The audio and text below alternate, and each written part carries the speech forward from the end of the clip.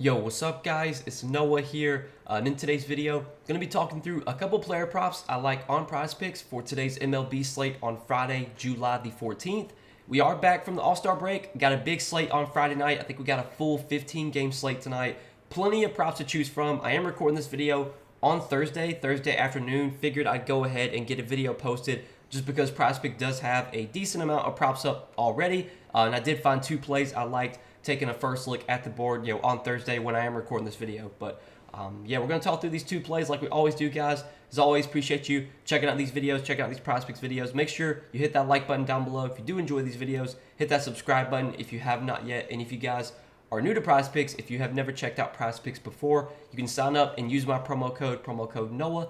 You will get your first deposit matched up to $100 when you sign up for Prizepicks with my promo code. So be sure to check them out if you have not yet. We also partnered up with Sleeper, and if you guys are not over on Sleeper yet, you can sign up for Sleeper as well. You can download their app on the App Store or on the Google Play Store, whether you have iPhone or Android. Download the app, sign up, use that promo code Noah. On Sleeper, you will get your first deposit matched up to $100 over there as well. And I do want to give a shout out to Sleeper because they are running a cool promotion for Friday night's MLB slate. If you look at the top left of the screen right now, they do have Tyler Glasnow's strikeout prop discounted down from 7.5 to 3.5. So it's not technically a free square because Glasnow will need to get 4 strikeouts in order to hit this prop. But I'm pretty sure Glasnow has gotten at least 4 strikeouts in all of his starts this season.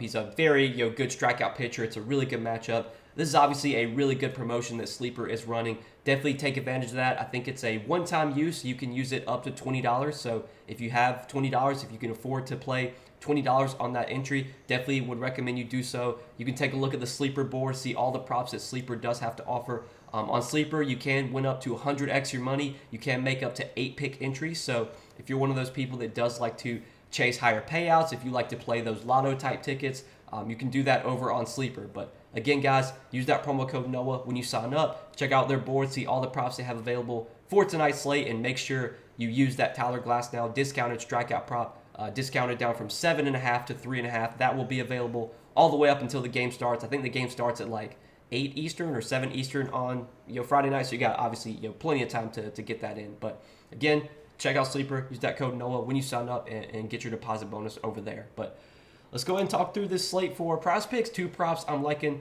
for Prizepicks tonight. Again, guys, recording this video on Thursday afternoon. The full board is not up yet, but we still do have a good amount of props, and I got 2 plays I like for tonight's slate. So first play I like is going to be a strikeout prop.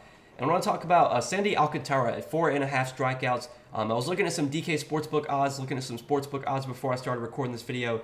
Alcantara is a pretty heavy favorite right now to go over 4.5 strikeouts. If you look on DK Sportsbook, he is minus 145 to go over 4.5 Ks. So I'm pretty sure at some point Prizepicks is going to bump this line up to 5. Hopefully by the time you're watching this video, this line will still be at 4.5 and you can get it at 4.5. But it probably will be bumped up to 5 at some point. So we're going to be taking Alcantara more than 4.5 strikeouts here. You look at his recent performances as of late. Sandy Alcantara has been pitching relatively well. He's gotten at least 5 strikeouts in 4 straight starts. He only had 1 strikeout against the Nationals. Obviously, that was a tough matchup for strikeouts. The Nationals are one of the toughest teams in the league to generate strikeouts from. But if you look at Alcantara as a whole this season, you look at all the starts he's made. He's made 18 starts this season. He has gotten at least 5 strikeouts in 12 out of those 18 starts. So he has gone over this line in a large majority of his starts for what that's worth.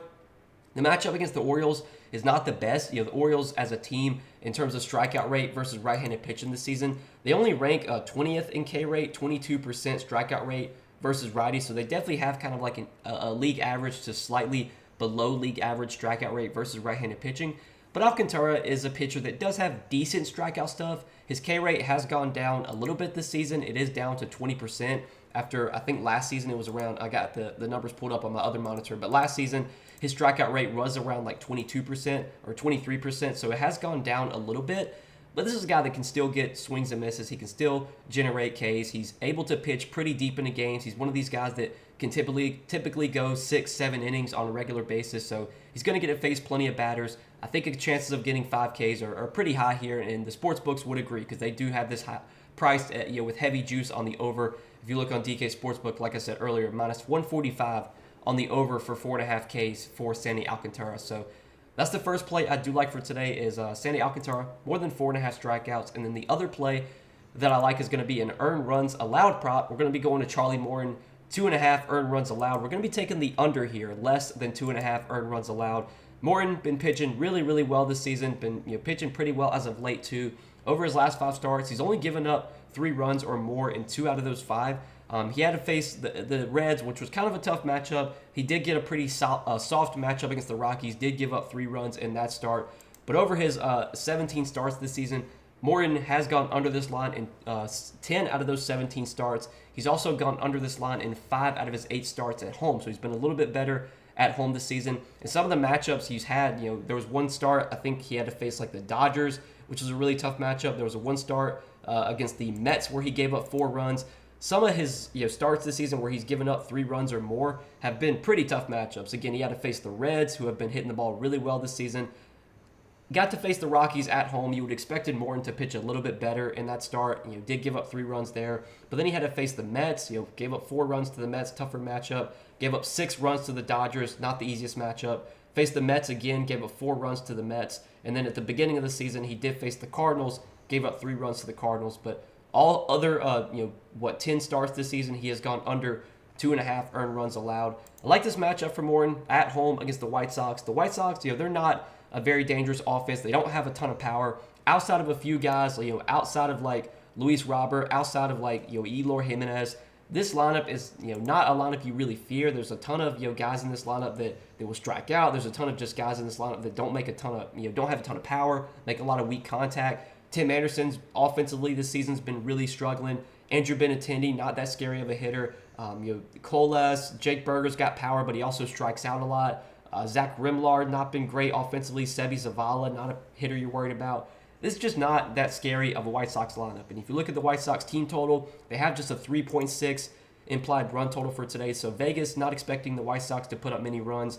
And if you look at DK Sportsbook right now, Morton is heavily favored to go under 2.5 earned runs allowed. His earned runs allowed line on DK Sportsbook is minus 130, favoring the under. So a lot of juice coming in on the under here. The odds are favoring the under on this play.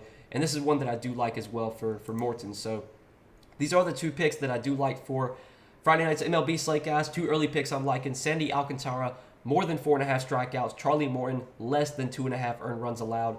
I'll be sharing some more plays for today once we get the full board posted sometime on Friday. I'll be sharing those over on Patreon. I'll also be sharing potentially my entry for Sleeper. As we mentioned earlier, Sleeper does have a promo they're running right now. Check them out if you have not yet. Use that promo code NOAH when you sign up for Sleeper. Get your first deposit matched up to $100. I'll be sharing my entry that I'm playing with the Tyler Glasnow discounted strikeout prop. Again, that is available all the way up until that game starts on Friday night, so you have plenty of time to get that in. Check out Sleeper, though, if you guys have not yet. Also, if you've never checked out Prizepicks before, you can sign up for Prizepicks as well. Use that promo code NOAH and get your first deposit matched up to $100 when you sign up for Prizepicks with my promo code. But that's all that I got for this Friday night slate, guys. Appreciate you watching the video. As always, hope you guys did enjoy. Hit that like button if you enjoyed. Hit that subscribe button if you have not yet. Hopefully, the second half of the MLB season can be better than the first half. The first half of the MLB season was pretty poor for me. I mean, definitely not how I would want to have performed to start the MLB season. But we got the second half to try and finish strong. We got a few more months till NFL starts, a few more months to NBA starts. Those are the sports I typically do the best in. MLB has it's never been my strongest sport, but I still do enjoy betting it. I enjoy watching the games, and I enjoy making content for it. And I appreciate, again, you guys supporting the content all throughout the season. But again, guys, that's all that I got for this video. Hit that like button if you enjoyed. Hit that subscribe button if you have not yet. And we will see you guys in the next one. Best of luck tonight, guys. Peace.